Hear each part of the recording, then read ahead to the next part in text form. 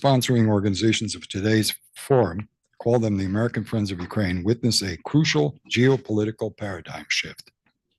For one, Ukraine, while still recovering from its Soviet past, signaled through both its executive branch and its legislature the intent to head west, or more precisely, to ultimately become a paid-up member of the Euro-Atlantic community, with the ever stronger ties, bilateral ties to the United States, and equally to its North American neighbor Canada, as well as eventual membership in EU and NATO as a final outcome.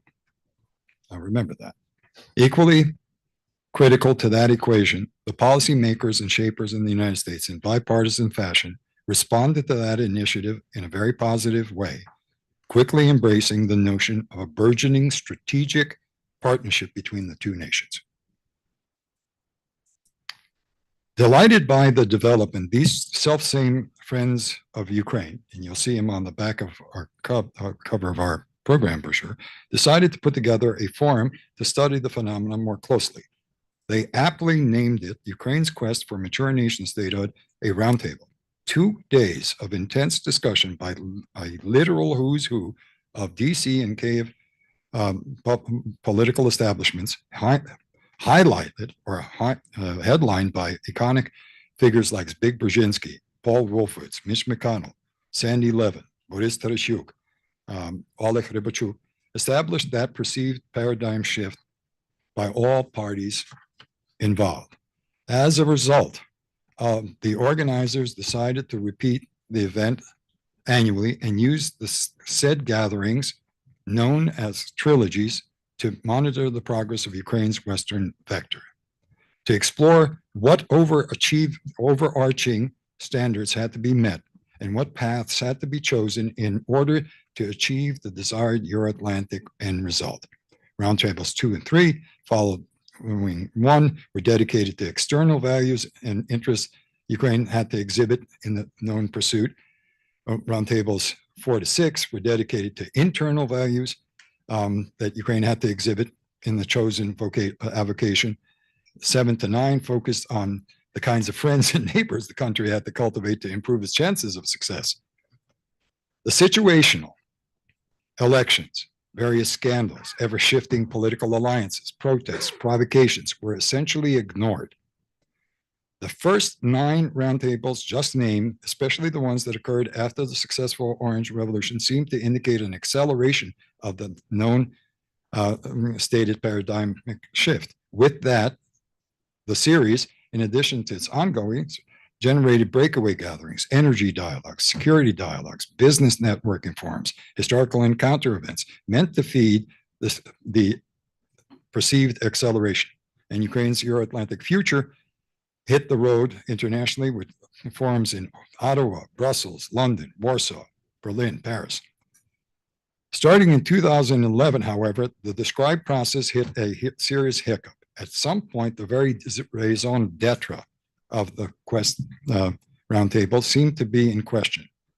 The various spin-offs seemed threatened as well. As the Yanukovych presidency or regime began to reveal its darker side in both foreign policy and domestic policy, the situational increasingly impinged on the overarching. Fear grew that the path west was not irrevocable or a done deal. In fact, the opposite.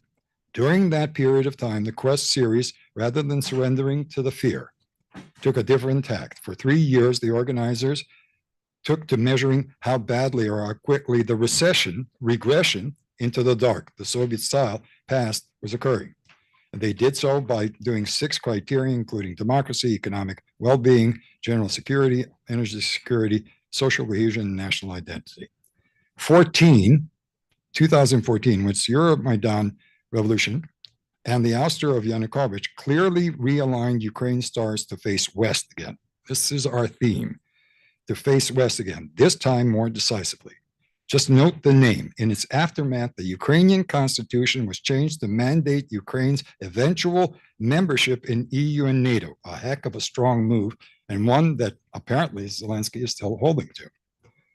At the same time, however, the Kremlin decided to punish Ukraine for its choice by invading Crimea and creating previously undetectable conflict zone in Donbass, recognizing that any conflict or more bluntly, war would still damage Ukraine's dream of a Euro-Atlantic life. The Ukraine Quest organizers decided to split the difference, and two gatherings were created. One in October, which was the overarching questions, and one in June, which was our annual report card. Now, I'm getting to the end of this. The Quest Roundtable series would then go back to exploring the overarching issues while the survey would continue looking at the troubles that might be caused by Donbass and Crimea.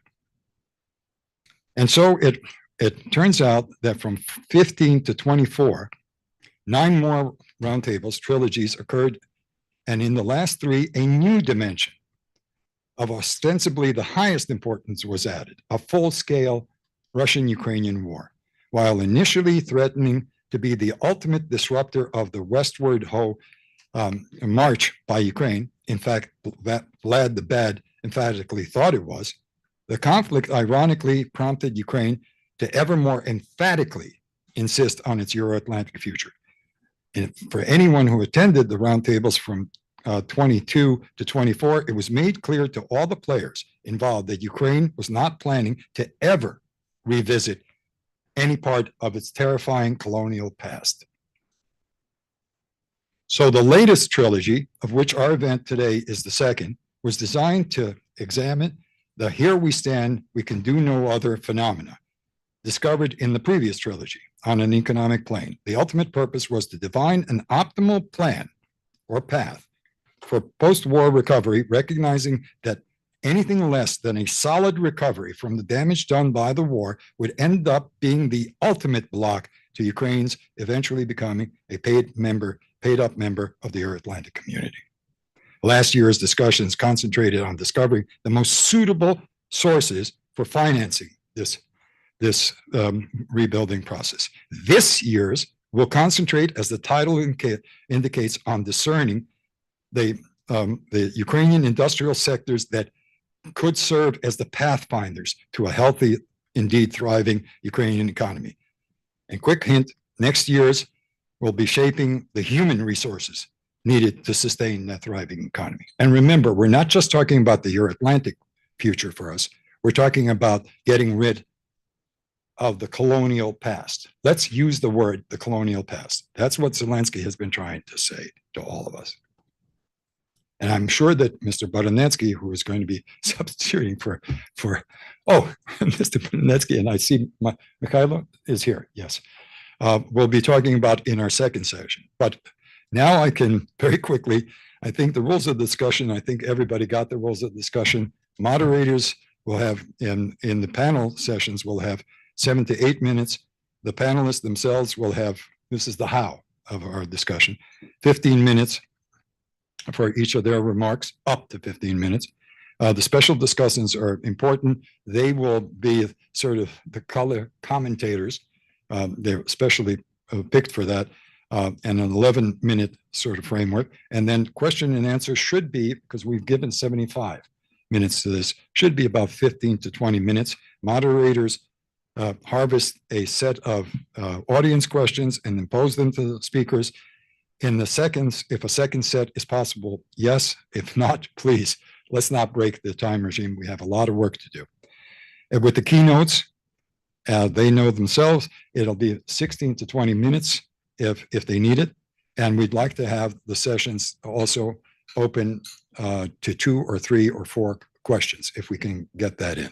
Okay, now with all of that, with the why and how, I simply want to do one last thing before we get to presenting the video by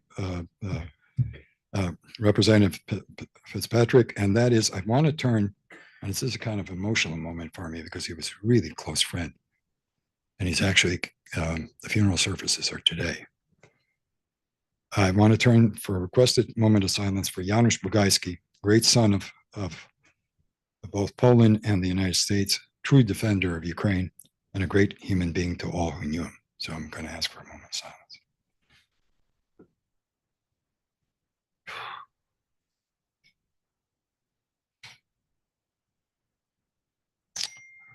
Okay, I am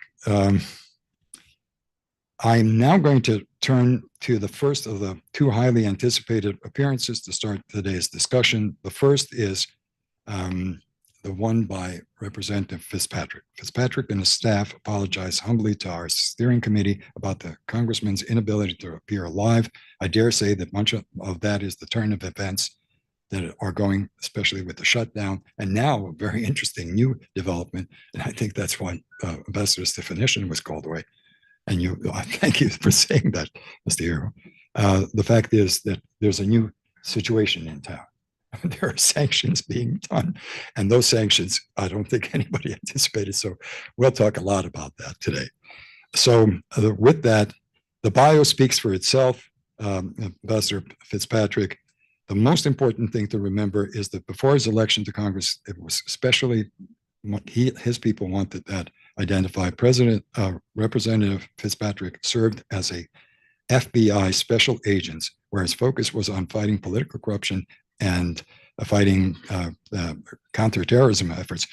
But he served in Ukraine in that capacity. So he actually has a lay of the ground. And he has actually a lay of the ground in economic terms, because he helped reshape Ukraine from that post-Soviet legacy into something that we can actually all work with, the people in this room can work with. So, Andriy, with no further ado, I hate that line, but no further ado, can you put on? Hello, friends and partners. Congressman Brian Fitzpatrick here. I very much regret that I can't be with you today in person, but I want to express my sincere gratitude to the Center for U.S.-Ukrainian Relations, the Ukrainian Congress Committee of America, and the American Foreign Policy Council.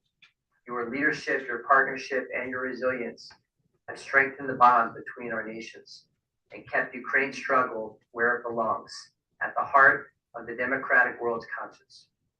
Ukraine's fight is not only for its survival, it is for the future shape of the free world.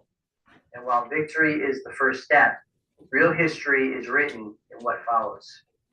In that recovery that rebuilds a nation, secures its sovereignty, and anchors its future firmly in the democratic world.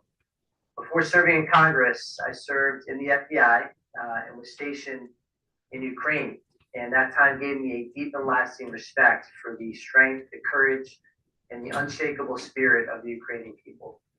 Earlier this year, I returned to Ukraine to meet with President Zelensky and his entire leadership team and to see the front lines with my own eyes.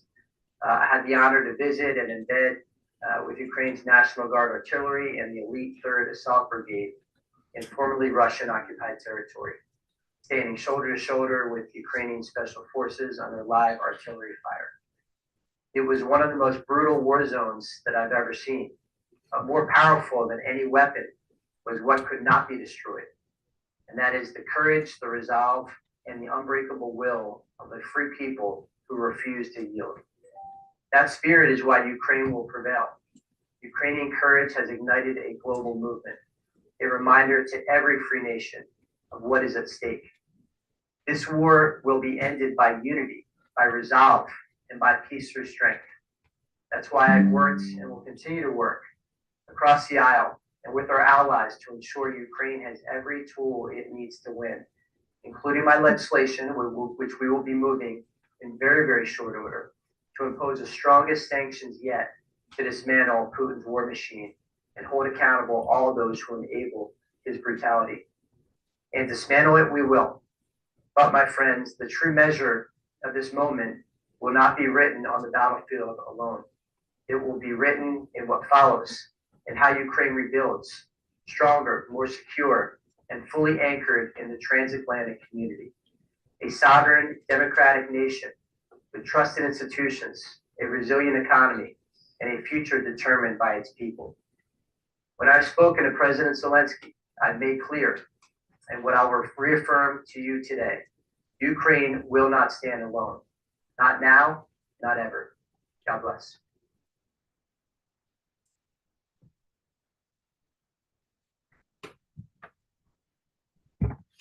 I'm actually extremely grateful to the representative for those words. He told us exactly what it, and I know that he's right now on the front lines, as is Ambassador Stefanishin at this point, on the front lines, as we mentioned, of the new battle, especially now that the sanctions have come.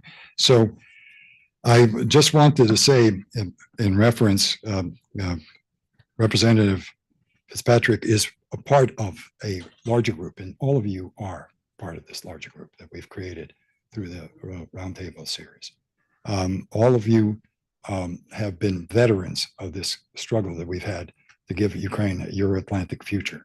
And so with that, I'd like to be able to move on to the next session. And I will say that I'd like to invite Mikhailo Sawkiw, who has been there since the very first roundtable as part of the organizing committee. And I'd also Mr. Baranetsky, who very kindly, and thank you, sir, because you were exactly what we needed for when we're talking about economic recovery, the chief of the economic section at the Ukrainian embassy. I'd like to ask both of you to the dais, Mike. Okay, Mr. Baranetsky, please. And if you can change the, and thank you, Dr. Smiley. Oh, minister, yes, and I'm very sorry, yes, the minister, but Michael will introduce the minister counselor. I'm very, very sorry. Yeah. Thank you, Mike. It's all yours.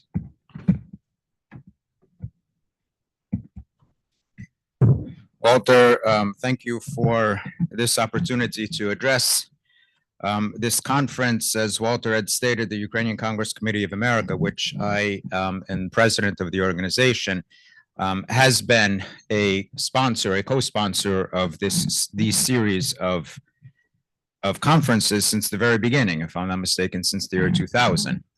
So we're into our 25th year of gathering analysts, gathering policymakers, gathering those who obviously have a keen eye towards assisting Ukraine.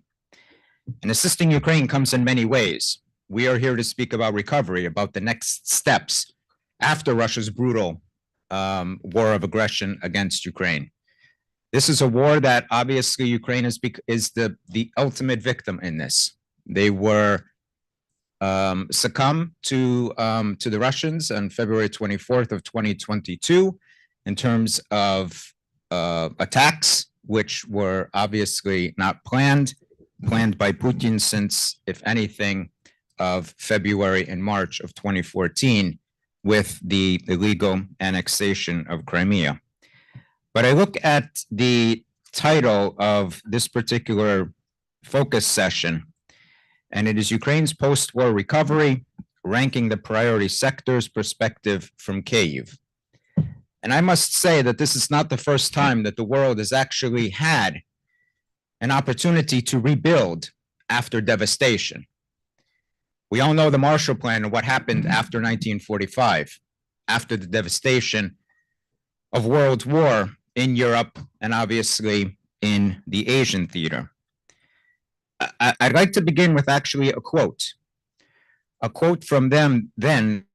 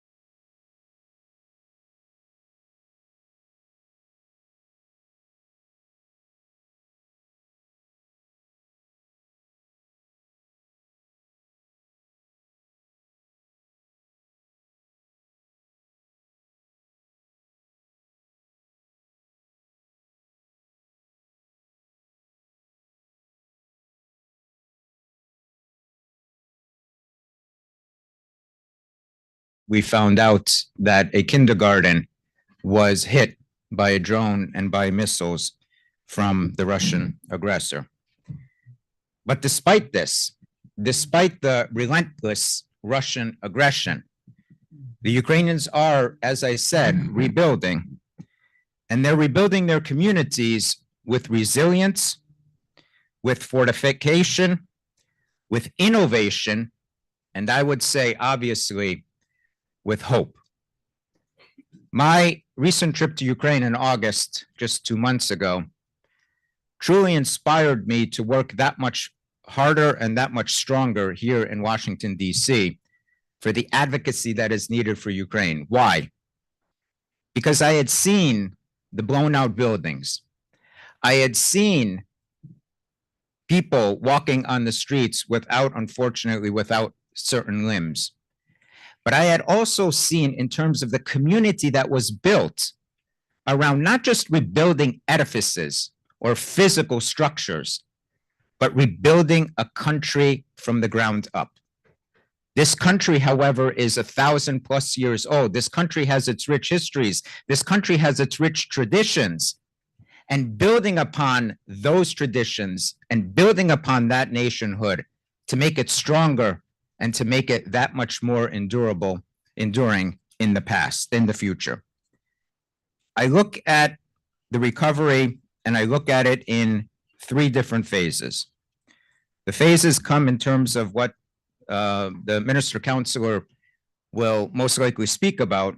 I'd like to accentuate. They come in terms of the humanitarian and the social sector. They come in terms of infrastructure and economic recovery. They come in terms of agriculture and environment. And they also come what, to me, I think is most important for the future of Ukraine, is international solidarity and security. One cannot exist without the other. We know about the Russian landmines that are filled on Ukrainian territory right now for farmers to make it very, very difficult to bring harvests to the rest of the world. We know in terms of Ukraine, as what was called the breadbasket of Europe, is actually now feeding the entire world. And because of these landmines, may hinder that particular aspect. We know about infrastructure. We know what the Russians are doing in the past 3.5, going on 4 years of demolishing and trying to destroy Ukraine's energy infrastructure to bring Ukraine, obviously, into the dark, literally and physically, when it comes to the winter months that are coming. The humanitarian sector, when we talk about the children, the 20,000 that we know of that have been documented that have been kidnapped by Russia, but also those that potentially we do not know may also linger in the thousands, tens of thousands, or possibly even hundreds of thousands. And we talk about, as I had mentioned, walking the streets of Kyiv, about the veterans, their integration into society, and obviously thanking them for their ultimate sacrifice in terms of sustaining Ukraine and making Ukraine that much stronger. And lastly, I'd like to say, in terms of international solidarity and international security, this is a discussion that has been revamped in Washington several times. It was revamped in Washington from the early days of Ukraine's renewed independence in 1991. It was revamped in Ukraine from 1994 with the Budapest Memorandum. It was revamped in Ukraine or for Ukraine after many decades of, after 2 particular revolutions, the Orange Revolution and the Revolution of Dignity of 2004 and 2013-14 respectively. But what was lacking in all of that was that political will to make sure that all of those security, whether you call them assurances or whether you call them agreements, were actually enacted fully. And that's what Ukraine needs as of today. That's what Ukraine needed as of August 24th of 1991. But let's think in the future as to the security of Ukraine so that we do not let another imperial force take over the precious lands of Ukraine, which are so dear to world security. As Zbigniew Brzezinski said, it is the keystone to security and stability in Europe. So with that, I'd like to introduce our featured speaker for this particular series, for this particular session, and that is Mr. Ihor Baranetsky, Dr. Ihor Baranetsky, Minister Counselor at the Embassy of Ukraine in Washington, D.C. He has a long and very in-depth knowledge about Ukraine's economic recovery, having obviously spent many years abroad serving for the Ministry of Foreign Affairs.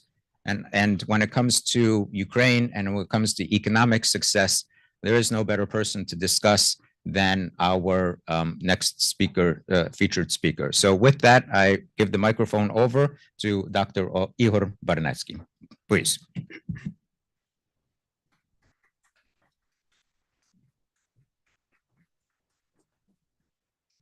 Thank you very much. Well, first of all, distinguished colleagues and true friends of Ukraine. That's why you are here today, because you are true friends of Ukraine. It's really an honor to be here. It's already a tradition. So thank you very much once again, Walter. Thank you, well, everyone from your team, like Mykola, Andriy, Christine. You see, you mentioned Janusz Bugajski today and his legacy, and it's interesting that Poland is going to be forever in my heart, because my previous 4-year posting was in Warsaw. That was a challenging time as well, because, you know, whenever you work in country with the common border, you like multiply all challenges automatically. You've mentioned President Zelensky, and I worked for 2 years in wartime years in the office of the President of Ukraine. And he's amazingly resilient. He's hardworking. I don't know when he sleeps. And as far as we are in the National Press Club, I would like to share with you one of his first responses during the first press conference. That those one happened maybe not in the first weeks, but maybe on the second month of the full-scale invasion, because you know how it looked in these first weeks. We just were fighting for our very existence.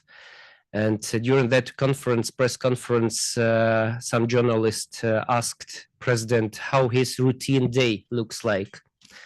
So he responded that, well, you know, of course, I talk with many world leaders daily. At that time, he mentioned, of course, President of the United States, President of Poland, Chancellor of Germany, President of France. And a journalist just reiterated, asked him, so what's your favorite communication? And he responded, you know what? My favorite talk to my wife. So, and that really, you know, that provided me some, not just hope, just extra energy and impetus that in those hard times, when that's a matter of survival for the entire nation, we still have courage, we still resilient, we still have some sense of humor, because sometimes only humor can help us to prevail. Walter also mentioned colonial past, and absolutely, President would agree with this mentioning, with this understanding of where we were at that time, because unfortunately, some people at that time had illusion of equality, but we were not. And that's why we are fighting, because simply we are fighting for, at least for two things: for the very right of our existence as a nation, as Ukrainians, and you know how strong our national identity became. And second thing, that's just a simple right to choose, simple right to decide on our own where we want to go, what we want to do, where we want to be. And this strange, barbaric, terrorist empire, colonial empire, Russia just changed its names for 300 years roughly, like Russian Empire, Soviet Union, then Russia, but unfortunately that's still the same. That's still the same like 19th century barbaric aggressive state. That's how they act. Well, but let's move to some good news. First of all, it's amazing. It's amazing. Just yesterday, we've got first direct sanctions against Russia, against Russian oil companies. Yeah, I think it should be rewarded with applause. Yes, I don't have to say that it's absolutely unexpected. We worked for this for more than half a year. But it was a good surprise that it happened actually right now, in this crucial moment. And we really appreciate leadership of President Trump and creative energy of Secretary Bessent in order to speed up the process and to implement it so swiftly. Of course, we do hope that's just a first step, because what we need is to undercut Russian war machine, just to stop Russia. Because, you know, it's the formula is very simple. Of course, from the point of view of Ukrainians, formula of victory is just never give up, be resilient. And what we felt lack of for many other historical chances, which we unfortunately lost before, we never had such a strong pool of allies with us.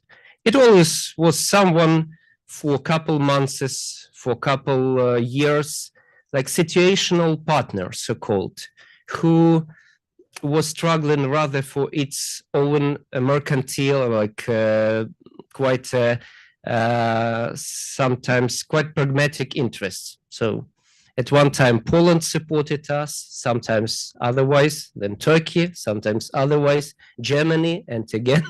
So you see, but it never happened in Ukrainian history that we do have such a strong pool of allies, which actually do not support us just because of future benefits, but also because they do believe in true values. And again, that's what we are fighting for true values, for the truth.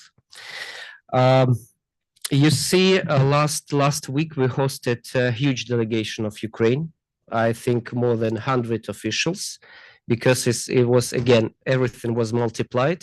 Traditionally, we host Minister of Finance and Governor of a National Bank during the IMF and World Bank annual meeting. In addition to that, we have hosted Prime Minister of Ukraine, probably with the half of the government, of economic bloc of the government. We also hosted head of the presidential office. And at the end, of course, the top official, president of Ukraine, was here. It's amazing that during the government shutdown, we managed to arrange meetings with Secretary Rubio, with Secretary Bessent, with Secretary Wright, with the new leadership of Exim Bank, US Exim Bank, and DFC. That's quite important because American business need backing, need support on Ukrainian market. And that's what I hear from US businesses, that sometimes they lose competitiveness to European companies. Why? Because Europe has tools. Europe provides EU funds, provides insurance backing, and that's what we need. So we need more and more involvement of such institutions like Exim Bank and DFC. And in this regard, I would like once again to remind you about US-Ukraine Reconstruction Investment Fund. We do hope that we're going to launch first projects in the near future, pilot projects. So the delegation of the DFC just visited Ukraine in this September. So we are on a good track. And the seed financing is already at the level of 150 million. So again, it's just a starter, you know, because we do expect private capital and international financial institutions to multiplicate this seed capital. So again, moving to today's topic, we are not just talking about simple reconstruction. renewal. We're talking about the need to use the best solutions, technologies, and ideas in order not just to rebuild what was before from the scratch, but to be creative and to reshuffle our economic structure, to rethink our priorities. Because, well, you well aware what happened before. Ukraine benefited from cheap Russian gas, and which provides corruption and which provides not competitive advantages, but whenever you pay, you purchase something from Russia for cheaper, you always pay twice or 10 times or 20 times. So never trade, never even deal with Russia in this regard. And when we lost this, luckily we lost this opportunity with regard to cheap Russian gas. Of course, we already started like reshuffling and rethinking our economic priorities, because there was not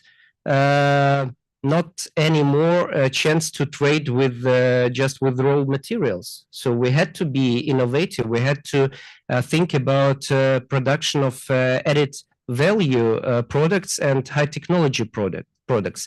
That's where we are right now. And we have mentioned breadbasket of Europe, but we want Ukraine to be well known all over the world like brain basket of Europe.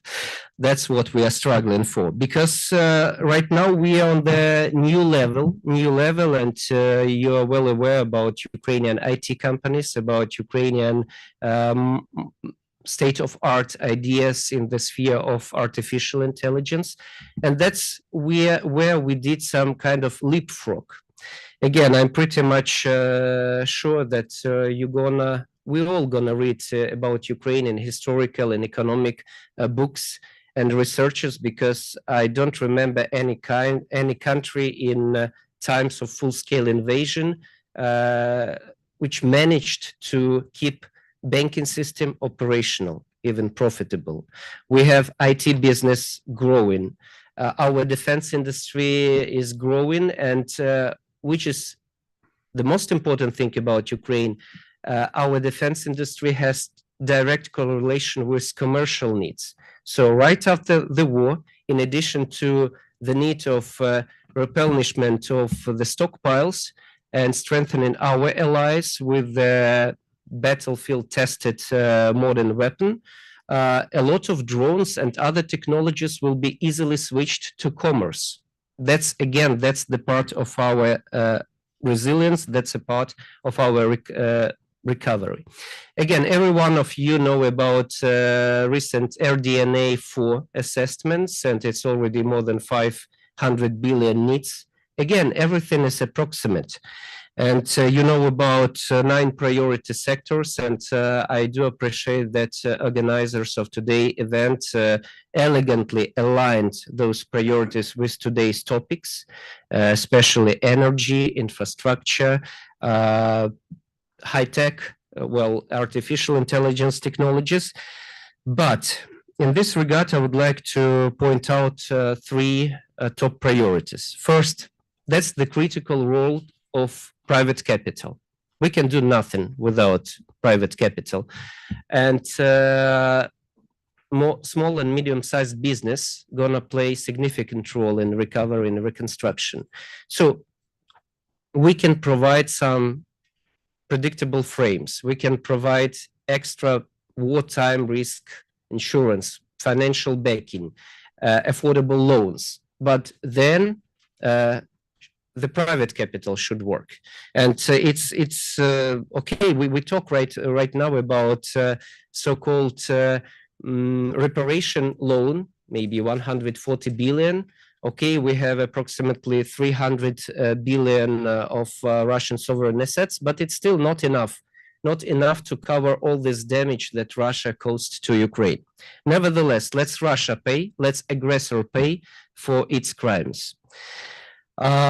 Another thing that we have to align to so-called balanced approach. We really have to combine our priorities with regard to reconstruction. we never can reconstruct like healthcare or social needs or educational infrastructure without well-working industries, other industries. So we have to invest in those driver forces which create income.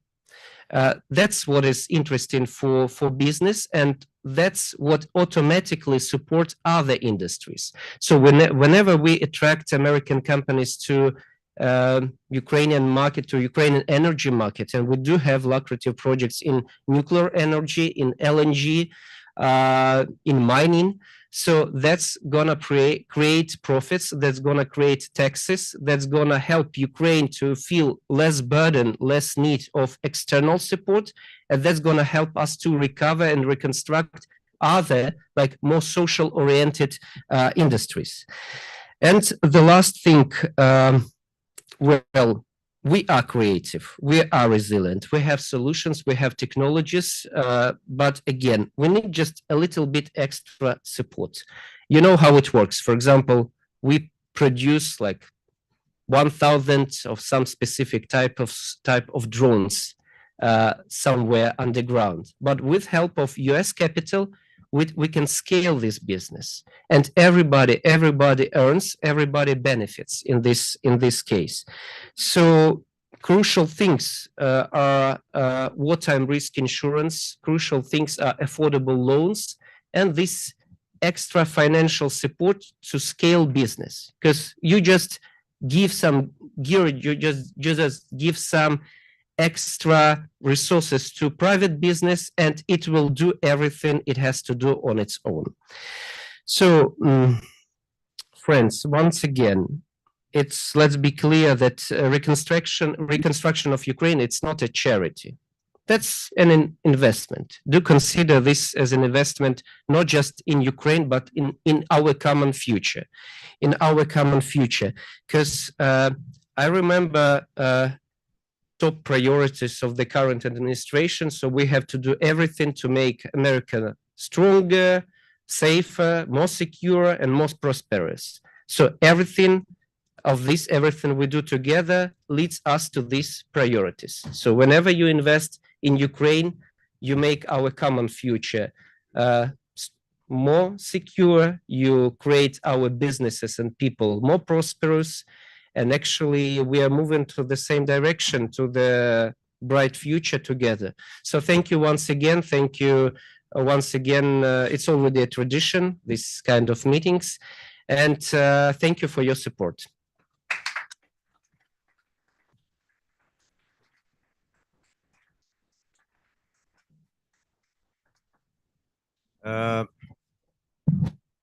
Mr. Hello? Yes, no.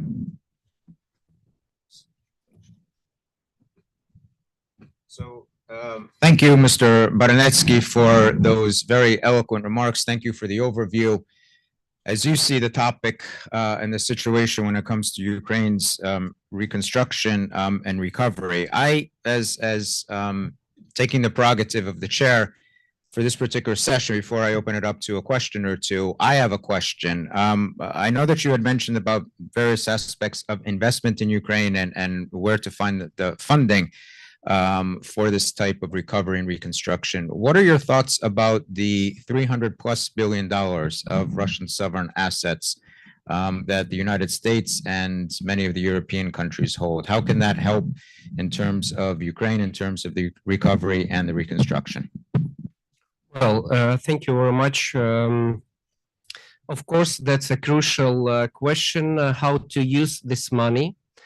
We are in constant dialogue with all partners who possess this Russian sovereign assets. Again, I think everyone agrees with the core idea that really Russia has to pay for its crimes, for its aggression, but some countries do afraid about like consequences of using legal consequences of using Russian sovereign assets. They afraid of some kind of precedents. But our argument that actually Russia created precedent in 21st century, after the Second World War, of full-scale invasion into independent country. So they created this horrible precedent. So we have to be stronger, we have to be more creative in order to punish the aggressor. So we really have to adjust, we have to synchronize our efforts with G7 countries. And that's where, by the way, we feel absolute support from the US side, because, you know, according to REPO Act, US officially possesses like 4, 5, up to 6 billion of US dollars. According to some independent assessments, it might be much more. But again, there are some other countries which really like have a grip on this money. And that's why we have to synchronize our efforts, at least within the G7, in order for Ukraine to benefit from these Russian sovereign assets right away, not to wait for longer. And that's going to be really strong punishing tool against Kremlin, against Putin's aggression. That's how it should work. Thank you. Questions or no questions? Does anyone have a question to Dr. Baranetsky? I'm going to take one question before our session ends today. Please, and introduce yourself, please. Tom Davis. Sir, do you have the capability of securing those? Sir, do you have the capability of securing those Russian assets? I mean, the physical capability. Well, of course, the best solution for us would be direct financial support, like moving at least part of this Russian assets to our budget, to our accounts. But you see that more realistic scenario that majority of these assets going to be accumulated within some kind of support Ukraine fund, and now we're gonna use, of course, earnings from these sovereign assets, but not only. So there are two significant issues in this regard. First, we work with our partners regarding options to make these Russian assets work more efficiently. You know, not to have like 2 or 3% of annual yield on these assets, but to use this money more efficiently on the world financial market, and to bring Ukraine like several percents of earnings from these Russian assets. But why I've mentioned the need of like punishing Russia, we really need at least some part of these assets from the core body of assets. Why? Because nowadays Russian regime really does not believe in any chance that even $1 from these Russian assets would be given to Ukraine. And that's what we need to show Russia, to show Putin that everything is possible. And whenever with help of our friends, we, with help again of legal tools, financial tools, gonna give Ukraine at least 1,000 of those Russian assets from the core body of assets. Believe me, it will play really powerful impact on Russia's plans, because they think that if not today, maybe in a couple years, they will turn back those money. So we have to show that it doesn't work this way. Again, every aggressor has to be punished. Just a very small episode. I remember when within the frames of Ukraine's peace formula, we met in Babin Yar, where horrific crime happened during the Second World War. So there were a lot of ambassadors, and at the end, ambassador from Romania raised his hand. No one expected him to take a floor, and he reminded, you know what, we Romanians, we also were involved in crimes, especially in Odessa region. So everyone was shocked. Why ambassador of Romania highlighting this like crimes, Romanian crimes? Why he's doing this? No one even mentioned that. And he explained, because we Romanians, we like, after the Second World War, we created commission. We like digged into the details. We prepared list. So let's say we worked, we did our home task to recognize our involvement into crimes on the territory of Ukraine during the Second World War. Let's say we made this home task within our nation, not to allow this to happen in future. So that worked. But Russia was never punished, never. That's the problem. They made so many crimes that they were never punished. And that's why I'm not talking about leadership, but absolute majority of Russians, they do believe that everything they do, that's okay. That's absolutely normal. Because again, no one told them, no one pushed them, no one created pressure on them to understand that that's what they are doing right now with regard to Ukraine, with regard to other nations, that actually crime. That's that answer. Thank you. I think, thank you for that response. And I want to second what Dr. Baranetsky just said. If only, I highly doubt that the Russians will have such a commission in the future for any of their crimes that they've done in Ukraine for the past 3.5 years, for the past 11 years, frankly speaking, for the past 300 plus years, but moving forward. We're going to stick to the schedule here. I'd like to turn it over again. A round of applause to our guest speaker, Dr. Ihor Baranetsky. And obviously, to conclude this particular session, I hand it over to our next session. I will say again, and I do want to state that this is not just a Ukrainian issue. This is something that together, this is the world that needs to come together to assist Ukraine, assisting Ukraine economically, assisting Ukraine in terms of the moral values, assisting Ukraine in terms of security assistance and security guarantees.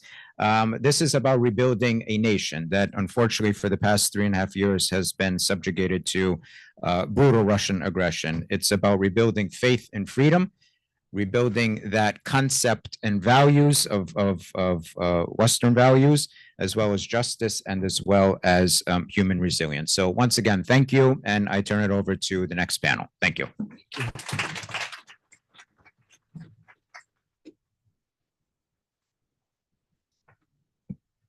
Just wanted to say,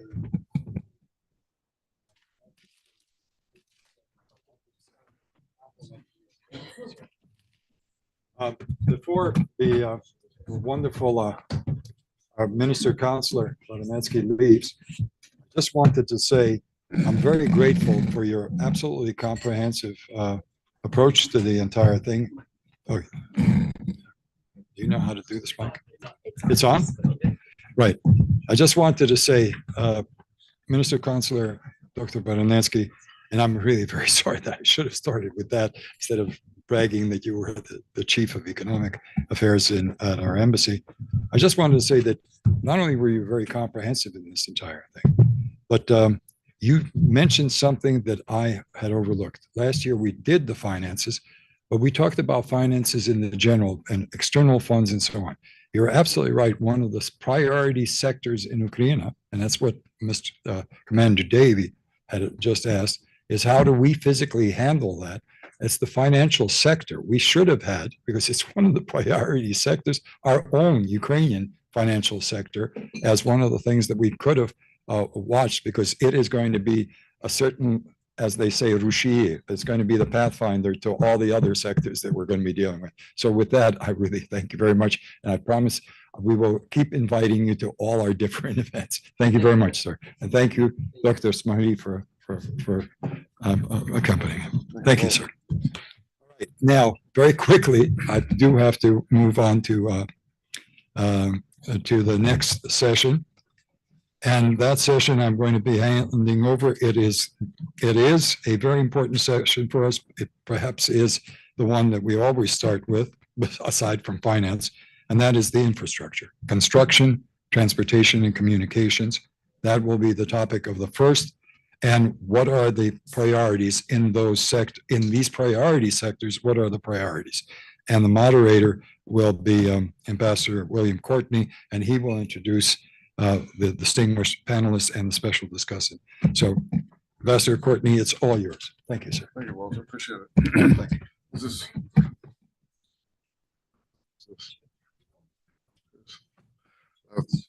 Walter, thank you. Last year, the president of the World Bank, David Malpass, invited Rand to come over to talk about reconstruction activities. With regard to infrastructure, the main recommendation we made was that reconstruction should be more distributed than our current assets. So, for example, with regard to vulnerability for electricity production, solar and wind are inherently distributed. It's not easy for a Russian missile or drone to knock out with just 1 or 2 shots or 3 or 4 shots a lot of capacity because they're so distributed. So when it came to such things as health, for example, instead of rebuilding large hospitals, build more smaller clinics, but distribute the assets as much as possible. Last week I was in Kyiv and I stayed in a hotel that was underground. That's another way. So distributed and then hardened assets for the future, because one never knows how long, even if major combat operations were to end at some point, one never knows how long Russia might continue drone and missile strikes. We have a terrific panel. Tom Lang has, introduced him first. Tom has participated in these panels before and really has truly unique insights. Tom is president of Lang Development and Consulting and a leading figure in the Rebuilding Ukraine Association. He's a seasoned executive with over 35 years of building and managing multi-million-dollar construction and materials companies and projects in domestic and international markets. So Tom, we'll start with you. Whichever you prefer. This is good right here. Good morning. Thank you Walter, for the invitation. It's always a pleasure to get up to Washington, meet everybody again. When Walter called me to speak on this subject, I'm trying to bring maybe a bit of a different slant this time as I've spoken. And over the past 2 years, we've been working with the U.S. Corps of Engineers and the Ukrainian SSTS to better understand how to manage reconstruction and prepare them for the future. So with that as the background, which I hope you can remind me to follow up with at the end, all right? Okay, follow up, taking notes here. So, what are the needs in Ukraine? I mean, it's just to put some bullet points together: transportation infrastructure, power and internet infrastructure, water and sewage infrastructure, workforce development, and legal. I mean, that's really the highlights for me as a builder trying to understand how I'm going to get something done, what I'm going to be building. On the do a little bit subset on the infrastructure, transportation, highways, bridges, rails, ports, IT, cabling, wastewater, potable water. I mean, that's a mouthful. And you're going to try to integrate that between national and regional and local requirements. Who's doing that? My business partners in Ukraine, they will go to meetings and, one guy wants water over here, and the other guy wants power over here. But if you don't have the power next to the water, you can't get the pumps to work to do this and to do that. So where is the coordination on a national, regional level? And then, you get down to the construction support services, quality control, quality assurance, surveying. I mean, those things have to be developed to Western standards if you're going to be using Western money. And then let's just, I could talk for an hour just on that right there. Workforce development. That's let's just take what I've identified, our teams have identified as the top areas. Project managers is the missing education in Ukraine, and actually in the whole Soviet post-Soviet areas. Very good at detail engineering and design and construction, very, very lacking in project management. How do you coordinate integrating projects with the planners and developers, and then delivering the projects with accountability and quality and on time? So that's a skill that's really rebuilding Ukraine's 90% of our focus right now is on project management education training. Little sales pitch here. We have a partnership with Cal Polytech and the University of Florida and the Kahua software company. And this team of people were about to organize a program for the Ukrainian Defense Department, the SSTS division, which is coordinating things with the US Corps of Engineers. So, and a lot of that, just to sort of pile on that at the end, is a lot of the people that we'll be training are going to be veterans. Veterans that are coming out that have operated drones. Well, they're great for surveyors. Surveying technology now has come into the newest way of gathering data is through drone technology. But again, workforce development in quality assurance, quality control, and the trades. That's always going to be essential in different areas and trades. And trade technology today is, when you're operating a bulldozer, a computer is operating at half the time. And if you don't know how to repair computers, engines are engines, but many of the high-end machinery today are communicating right through through the internet and getting up its grades technology. They're managing the water, the oil pressure, the water, controlling all this equipment. In agriculture, the tractors are going back and forth across the fields and being guided by GPS. So, there's lots of opportunities in the trades. And then lastly, it's legal. Mr. Baranetsky, if I said that name right, was touched on that.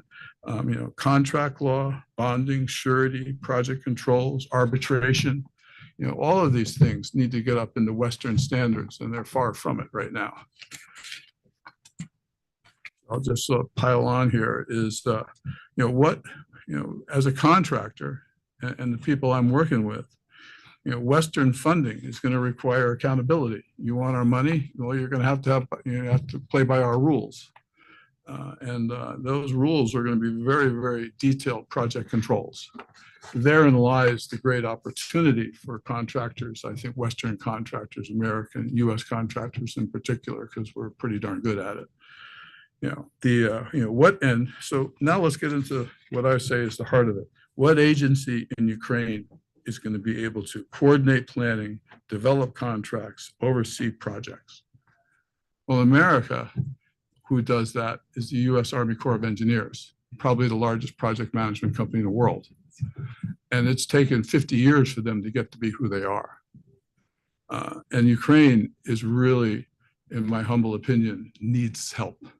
It needs to create some agency, however they're going to do it, that can partner with a US Army Corps of Engineers type, whether it's multinational companies coming together to form a separate agency, but there has to be very quickly something that happens in Ukraine to be able to handle the amount that we all mentioned, this $300 billion of construction. Well, come on, let's compare Ukraine to Texas, that big. There's 10,000 government agencies that work, employees that work in Texas to make this all happen. And it's all coordinated under advanced project management and project control systems. So that is, between coordinating, planning, coordinating between national, regional, and local governments. And tell me, somebody hit me when I got to get off the stage here, all right? You got signs right there. Okay. Is it time? So I'm jumping around here a little bit because I was taking some notes as Mr. Baranetsky was speaking. The opportunities for U.S. companies, and I take this experience. I ran a company in Poland for 10 years from 1994 to 2004. So I saw the Americans come in, and then I saw the Americans leave once Poland joined the EU. And really the only American companies that came to Poland were project management and project controls companies. Local labor is used. I mean, America's not coming with its team to actually build something. They're going to come in and they're going to find local contractors to subcontract for them, and then they're going to manage them. So, I mean, I think there's great opportunities for project management companies, project controls, quality control, quality assurance businesses in America to find companies to partner with in Ukraine.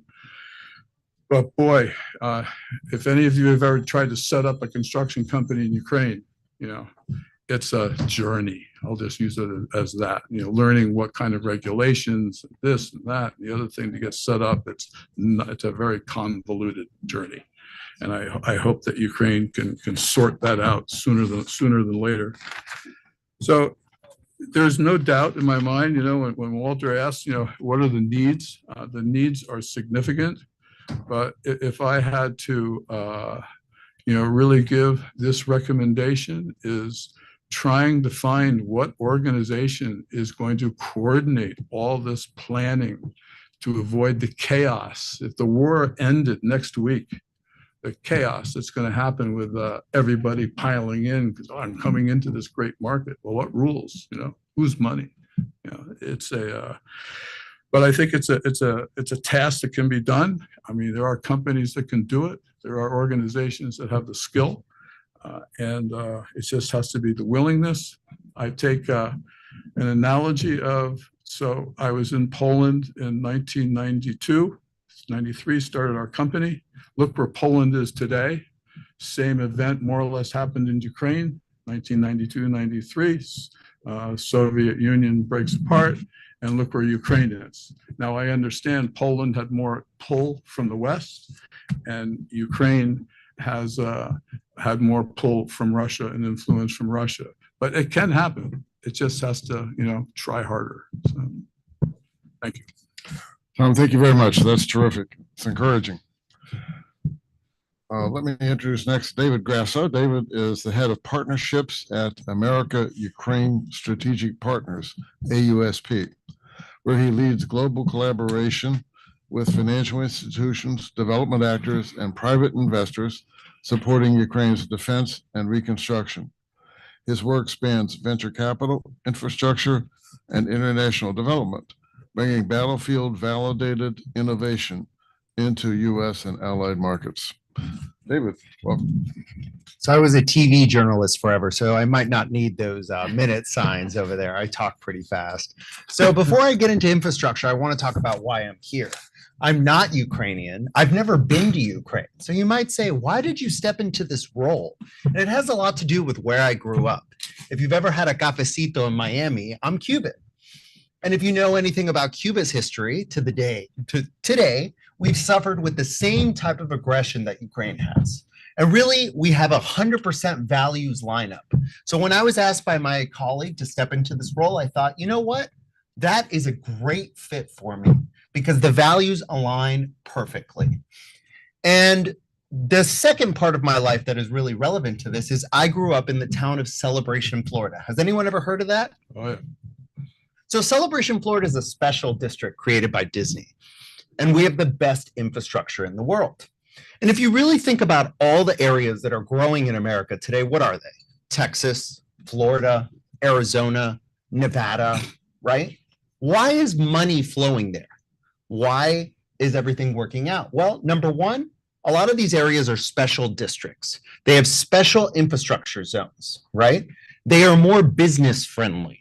So capital flows from areas like where we're standing to places like Florida and Texas. Well, I see Ukraine, if it does things well, as a giant special zone. And when you hear the government talk about the Ukraine reconstruction efforts, they're really talking about how do we accommodate capital? And how do we not just build infrastructure, because regular old roads, water, etc., is just really the tip of the iceberg. We need so much more today. Think about just the Amazon outage we had a few days ago, and just the whole world froze, right? We rely so much on digital infrastructure. And Ukraine has the opportunity, because of this horrible situation, to not only rebuild, but to leapfrog and, quite frankly, not deal with a lot of the problems we deal here and in cities around the world that have legacy infrastructure that is painfully outdated.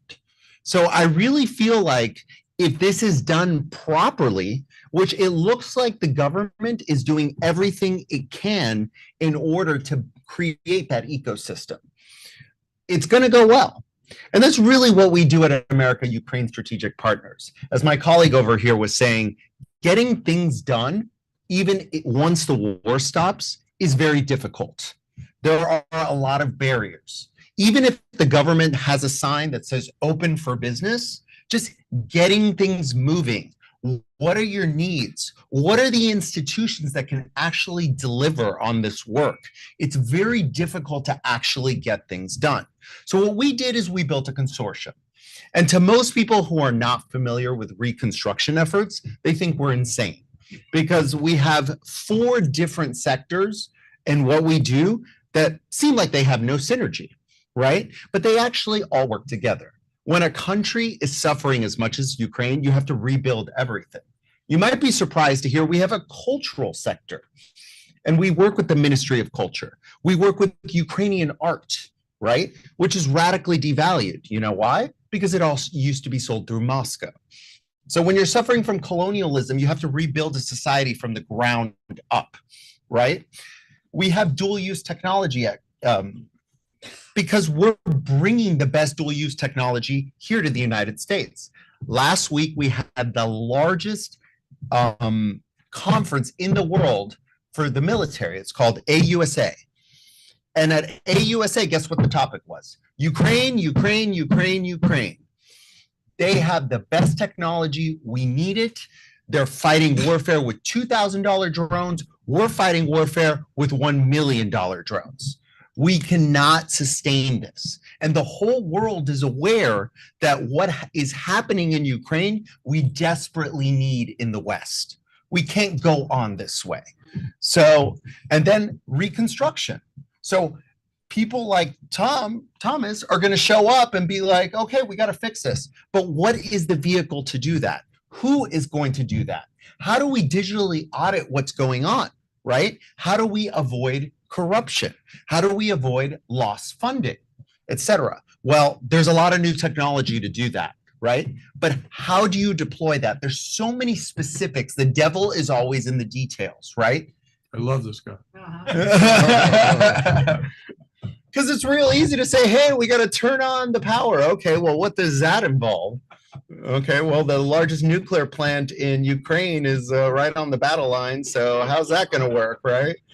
So that's why we exist. And as the head of partnerships, what I do is I'm literally the first person you'll talk to and say, hey, this is what I do. Whether it's an artist creating wine in areas that have been occupied, legit, one of our clients, or a person who says, hey, I'm interested in investing in Ukraine. What is the proper vehicle? Should I go through the European Flagship Fund, right? Or should I go through something else?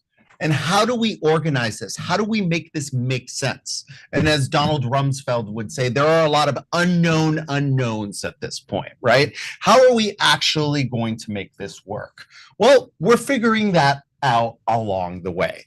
And I think one of the most important things I've learned on this journey is to listen, and really to listen to how things are developing as time goes on.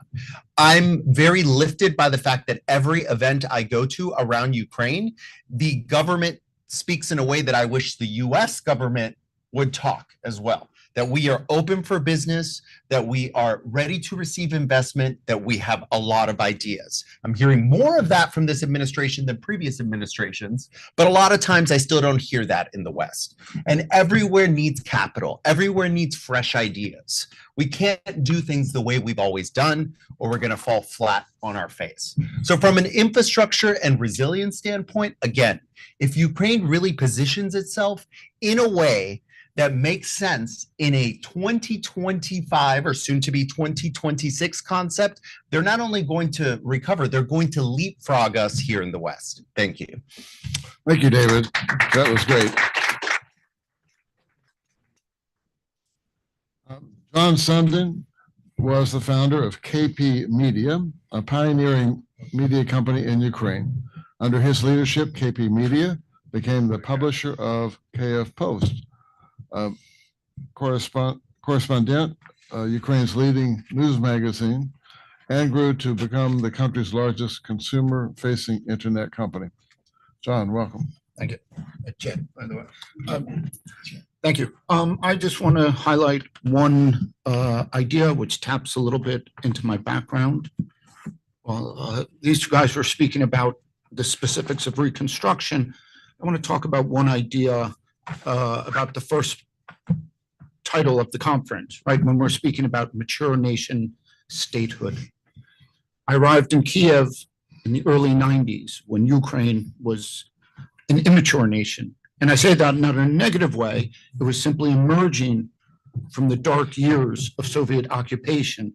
So Ukrainian political tradition wasn't allowed to emerge. And it was just beginning to emerge in the 1990s. And such ideas that we take for granted were beginning to blossom. Free press, freedom of religion, freedom of association, etc., and the development of a free market. I arrived there, set up a company, and then got deeply involved in many of the battles as a Ukrainian tradition emerged. Now, Michael, in his earlier speech, highlighted the path of Ukraine from 1991 till today. It said in 91, and then the revolution in 2004 and 2014, etc. The key thing to understand as Ukraine was developing its independent political tradition, that at all times it was being crippled and handicapped by specific Russian influence. And, you know, it wasn't just by chance that the Orange Revolution emerged in 2004.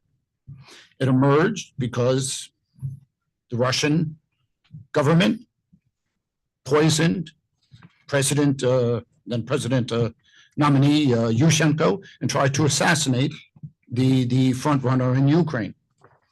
And similarly, throughout every battle of freedom of press, freedom of religion, it was all poisoned by specific Russian actions to try and cripple the development of a Ukrainian state. The capstone, of course, we see now in the full-scale invasion in 2022, but it was a long and very specific plan from the early days, the first days of Ukrainian independence till today. Now, since the full-scale invasion, we understand there is an invasion going on in Ukraine. Ukraine remains under martial law, right? And like all countries in such a thing, it does imply martial law, somewhat a limiting of the political sphere, right? Some of it's by necessity, right? There is martial law in Kyiv, right? There's lockdown at 11 o'clock, but despite the necessities of law, we see today in Ukraine a flourishing and a continuation of civil society. Despite martial law, a free press is continuing to grow and thrive in Ukraine throughout all the different modern media available.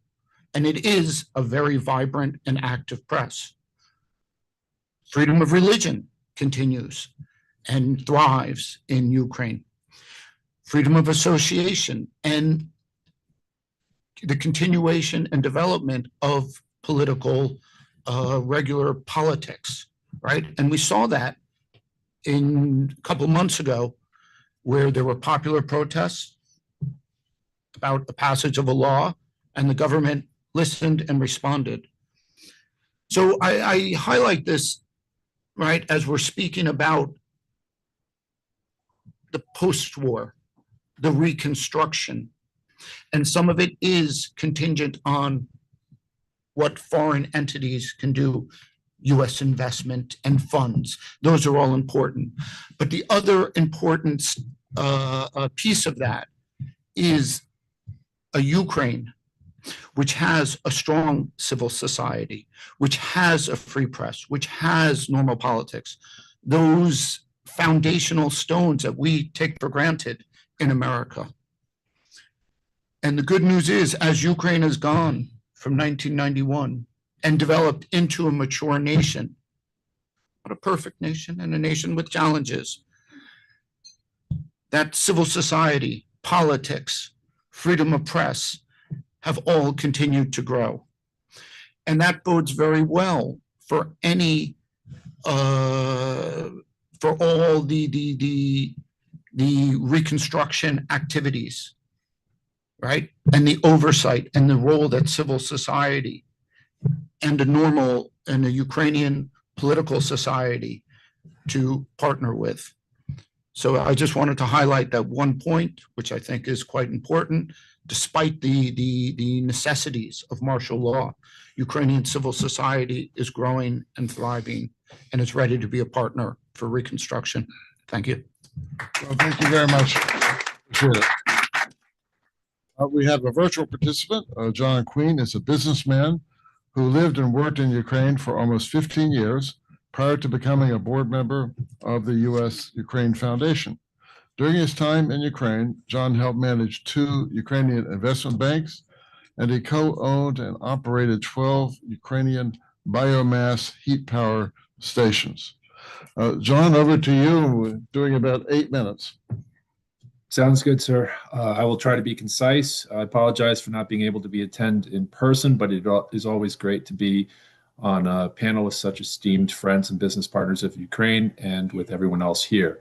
I would note that even though I'm not here today personally, there are several people that are principals in the Berezan Port project here today, including Pavlo Chumak, who is speaking in the next panel, and Ambassador Roman Papadyuk, who is the 12:45 p.m. speaker. So with that said, I would like to share my screen briefly, and I will be concise in my presentation today. So today I would like to discuss, since we're talking about infrastructure, a large infrastructure project that I'm involved with called the Berezan Port, Industrial Hub. And this is a project that can become one of the keystone infrastructure projects in Ukraine's post-war recovery, including but not limited to deep sea cargo port, which I'll go into some details on, a large tax-advantaged industrial area to help Ukraine reindustrialize, which will have, as it says here, will be a tax-free zone, airport, railway hub, and a smart city. So what we're talking about is building a new port in the Mykolaiv region of Ukraine, 15 miles of port length, 120 million tons of annual cargo capacity. You can see how that could be valuable to Ukraine's redevelopment after the war and its economic positioning after the war as well, including its EU integration. It is going to be an all-in-one cargo hub with marine, river, railway, and air capacities all linked in. So driving part of this, as we know, on April 30th, the U.S. and Ukraine signed the Mineral Resources Agreement. And with this in mind, it will provide the U.S. preferential access to critical minerals, and also it will strengthen the business relations between U.S. and Ukraine and help both countries, as well as our partners, gain more independence from China's rare earths minerals dominance. And as you can see, as a backbone to that, the critical resources and raw rare earth elements in Ukraine are spread all throughout the country. And some of these areas are in potentially contested zones. It will depend on how the war is resolved. But several of them, if you look in the map here, you can see in the Mykolaiv region, there is quite a bit going on. So our port, which is at the very base of the Mykolaiv region on the Black Sea entrance, is well positioned to serve those immediate needs, as well as through our rail and air connectivity, the rest of the rare earths and mineral development in Ukraine. So exactly specifically how our port can support the minerals agreement is we can act as an export gateway for critical minerals from Ukraine. We can act as an import and export kind of gateway for infrastructure and equipment coming into and out of Ukraine, necessary for its reconstruction generally, but also specifically for future minerals and mining activities in Ukraine. The industrial zone, which is attached to our port, is going to be a large area which will offer tax advantaged status for production as well as processing companies right there located on the port. So you have your logistic doorway right there for you. And generally, we want to be a gateway for post-war reconstruction and trade. So what is interesting is that as you're looking at the rare earths and minerals in Ukraine, one of the things that I hope will be increasingly discussed is not just drilling into the ground and extracting, but also trying to use some of the assets that are currently available in Ukraine through repurposing industrial waste. And one of those areas which our group is exploring is what's called red mud, which is essentially the byproduct of different metallurgy and mining activities. And for example, there's the Mykolaiv aluminum plant located only about 50 miles from Berezan port that has over 45 million tons of this red mud, which contains a lot of the rare earth and minerals that Ukraine and US are discussing right now in the Mineral Resources Agreement. And so this is something that can be immediately available and repurposed right there in Mykolaiv. It could be up to, 14 and a half, $15 billion in total worth of minerals right there, and you don't even need to drill. In terms of our location of our port, we're located at the base of the Mykolaiv region, right on the Black Sea, and our anticipation is to position Ukraine, again, to become a key link between the Baltic and Black Sea transportation route, and to become part of the 3 Seas initiative, and that brings together, the EU countries, is also supported by the United States. Specifically in terms of the microregion, for why this port is so interesting is, as many people here are aware, Ukraine transports a lot of its cargo during normal non-war times by river ports. And Mykolaiv has a large and very mature network of very active and capable river ports, which culminate in the Berezan port, which we're building there at the base of Ukraine. If you look at number 14, that is where the port is. But if you look all the way up to, as the numbers go up, you can see that there's a lot of shipyards and ports with a lot of docking length and a lot of activity there that is mature. So that we have a reliable source of basically cargo supply chain throughout the region to help serve this mineral resource agreement that can move the materials up and down the river and throughout the country. As I mentioned, we're going to have a large tax-free zone. We're talking about an industrial area with more than 40 industrial plants, which we're under discussion with. These will also have, as I said, not just sea connectivity, but also air and rail. And we're also looking to build a smart city, because you have to have somewhere for all these people to live, and also to help, create a new place for people to live and work that is also near where the business is. And so we are talking to some potential Korean partners about using the best practices there from the South Korean city of Incheon to develop the smart city attached to the port as well. So big picture of what's going on with us. So we are kind of, as many people here, kind of subject to headlines here in terms of what's going on in the kinetic level with the the Russian war against Ukraine and how that is resolved. But however, assuming that we reach some sort of a ceasefire peace agreement, the first phase of our project could well become operational within 2 years, and we are raising $800 million for that first phase, and we will be then able to be in full activity in terms of the cargo aspect of the plant. What have we done? We've done some general planning and feasibility work, some seafloor exploration and soil analysis, some of the technical work that doesn't require putting large teams of people in harm's way. We've also have formed and continue to form kind of an international group of investors and project participants. And we've had some preliminary selection of leading subcontractors in terms of who will develop and manage support for us, and governmental support. We are hoping for a speedy end to the government shutdown here in the United States, and we are in discussions with the Development Finance Corporation about this project, and look forward to continuing those discussions, at such time when everyone comes back to work. What is required still? Well, we're always in a fundraising mode, so we look for investors, not just for the port, but also for all of the industrialization of our industrial hub in terms of bringing factories there and activities, building out our smart city and the subcontractors that would go with that.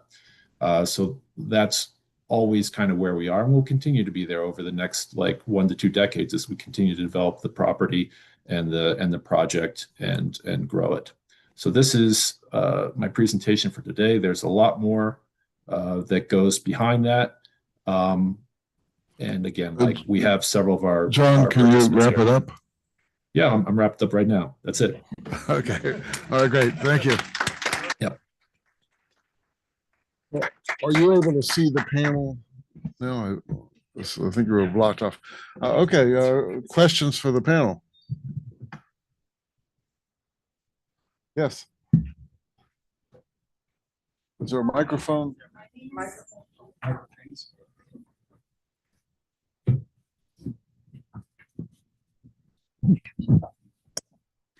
Hi, thank you for an excellent panel. My name is Romina Bandura. I'm from a think tank called the Center for Strategic and International Studies, and I am Argentine Ukrainian, so very proud to be here today. My question is on the role of the multilateral development banks. It's a two-part question. How are you working with them? And what role do you see in the future for reconstruction in Ukraine? A coordinating role, obviously they finance a lot, but I wanted to hear your thoughts. Anyone like to take that question? I'm not the most expert on this, but certainly the Development Finance Corporation here, MEGA, others are going to be participating. But let's remember, the Europeans are the main donors, not the United States, based on current policy. So the Europeans are going to be calling most of the shots. And I think the reconstruction conferences, which have been taking place, there's been a series of them, the Europeans are really taking the lead on that. So one way to look at it is Ukraine is never going to be part of America, but it is going to be part of the European Union. So Ukraine is already adjusting laws and regulations preparatory to moving into European Union. What the European Union does, its leadership in this area, is going to be more determinative than maybe some other things. But certainly for political risk insurance, especially, the DFC, what was OPIC, and Europeans and others, this is going to be very important, particularly for war risk issues. I would just add to that, my apologies, I'd just add to that, Ukraine needs, several $100 billion in reconstruction, and most of that's going to have to come from banks in terms of debt, long-term debt structures and different wrap packages. It's impossible to finance that with equity, nor would it be appropriate. So, international financial institutions are going to be the key to this, and whatever the plan is, whatever the agreement is, there'll be kind of probably some Marshall Plan put together. A good point, Sean. Questions? Yes. Wait for the microphone. So our virtual participants need to hear you on the microphone. Is the possibility of using those frozen Russian assets to rebuild Ukraine. And my understanding is that most of those bulk of those assets are in Belgium or somewhere in the European Union.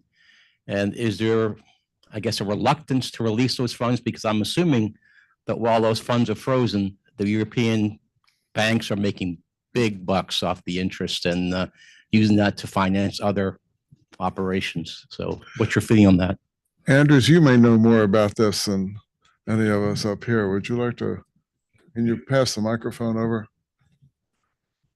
Andrews is a genuine European as well as American. Yeah, hopefully we will get a decision on this today by the European Council. They're meeting today specifically on this issue.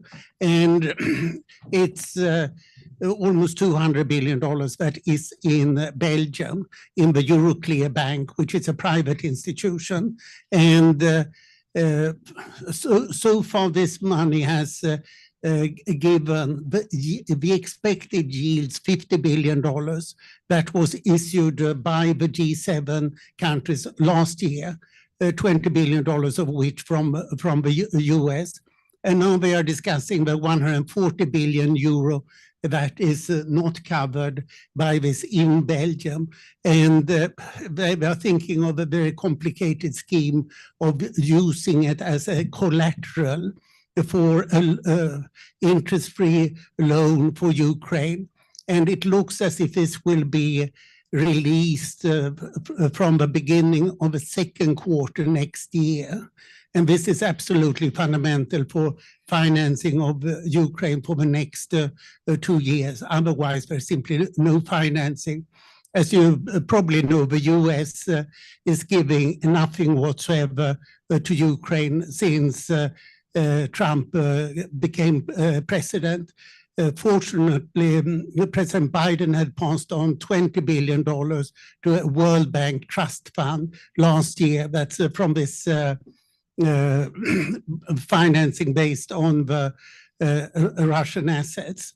And that's it. After that, there's not even a proposal of giving this $400 million, which is nothing in the defense bill, which I doubt will come through. But the US is out of it. So all financing of Ukraine is coming from Europe now and the international financial institutions. It seems that there will be $150 million of seed financing in this DFC fund that John touched upon.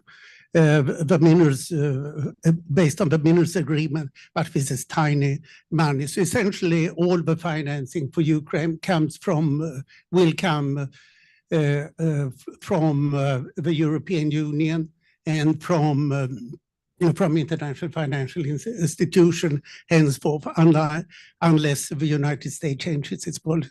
Thank you. Mm-hmm. Questions? Walter? I actually do. I've got a couple of questions. The first, both Dave and Jed. Joe, can you speak up, Walter? Yeah, sorry. Is that on? Yeah. I didn't know that I have such a light voice. I always thought that I've got a really loud voice. Anyway, couple of questions on the digitization issue. And we know that the Estonians had actually done as well as they did. And Dave, you've mentioned it, and I know that Jed, part of the as I saw it, you were the first to understand digitization in the sense of internet. You put your newspaper on the internet. You sort of the cutting edge of that. Now, Thomas has always insisted on this, that and his friend Bo Piskor, that the digitization is also a good way of being able to get project management under control, both as on a private level, the project managers themselves, and then the government officials who can keep corruption out. So my question generally is on the digitization, and this also includes what John had talked about. And John, in fact, the whole city looks like it's going to be doing all this new stuff. In this new recovery, how how are you folks on the ground seeing that process, the process of becoming 21st, 22nd century? You know, I remember at a conference we had in Kharkiv in Okay. 2000. I'd like to take a quick stab at that. Sorry. Certain things in different industries come from the bottom up, and certain issues come from the top down. And until the top decides that they want to have project controls and quality assurance as part of their funding requirements, it won't happen. But if the DFC, the World Bank, the international funding agencies put into their documentation that you must have this type of quality control, quality assurance, quality management, digital systems in place, and I'll give you a 30-second example. Just look, if you want to get any money from the federal government in the United States to build a highway, you have to have a project management information system or you don't get paid. All those checks and balances are built into those systems. It's the biggest reason why you don't hear about corruption much anymore in the highway industry and certain industries in America now, because they're so finely, minutely managed through digitalization. Yeah, and I think, sorry, please. Can I just add one point? And again, highlighting what I was saying on the development of civil society, there's a great example of innovation in Ukraine and within the government, and in particular on digitization and on privatization. This was a couple of years ago where they came in and they launched the Prozor platform, which for privatization of objects, it then became an online auction, fully transparent. And the transparency, open bids, open statements, then corresponds with a reduction in corruption. And it was an example on digitization leading to stronger civil society and civil society leading to stronger and better government. And Ukraine has, and I am confident will continue to innovate in this area. Okay. First loss capital is going to have to come from European bodies like the European Flagship Fund, right? And as you both said, it's going to be up to them to say, hey, use blockchain technology. It's not just for crypto. Have a digital ledger. Have certain standards that assure that the money that we're investing actually improves the lives of everyday Ukrainians. It's important. Questions?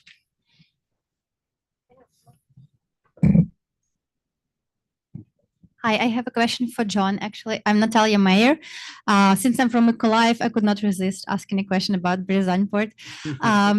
My question is, what kind of arrangement, do you have a PPP, like concession type of relationship with the government on this port, or what kind of structure is that for the investment purposes?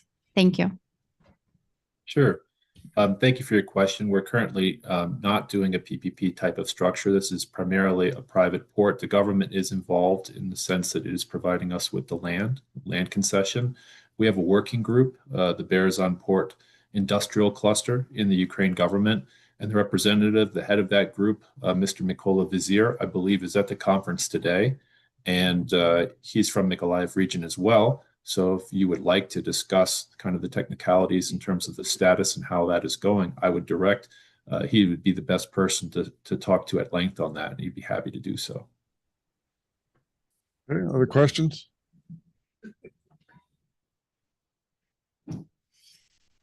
Well, all right, thank you very much. Just one comment. As you've seen recently, more Russian drones and missiles are getting through. The Russians are learning from the combat, and this is, if you will, is going to raise the cost of reconstruction. Now, to the extent that some assets, for example, natural gas pumping stations or electrical substations, to the extent that they cannot be distributed or hardened in other ways, they are going to need air defenses to help protect them. The battle between offense and defense and military goes back and forth. I bet the Ukrainians are doing well now at developing low-cost counter drones to go against drones. But for reconstruction purposes, one has to assume that there's going to be some considerable risk that Russian drones and missiles can get through. So as planning goes ahead for construction, while, for example, having more distributed assets may deprive an organization from taking full advantage of economies of scale, but from a risk-adjusted standpoint with regard to war risk, that may be the optimal decision. So Ukrainians are going to have to make a lot of tough decisions now, but certainly from what we're seeing, drones and missiles are going to continue to be a threat to Ukrainian infrastructure for some time to come. So thank you very much. Thank our panel. We have about 15 minutes for a coffee break now. There's coffee and snacks outside. We get together for coffee or something. Sure. Tom, you were kind enough to call me after the last session about my our principles. So I had conversations with my wife. My wife thinks my stepson is a Michigan real estate developer. He's got a full plate. He has young children. So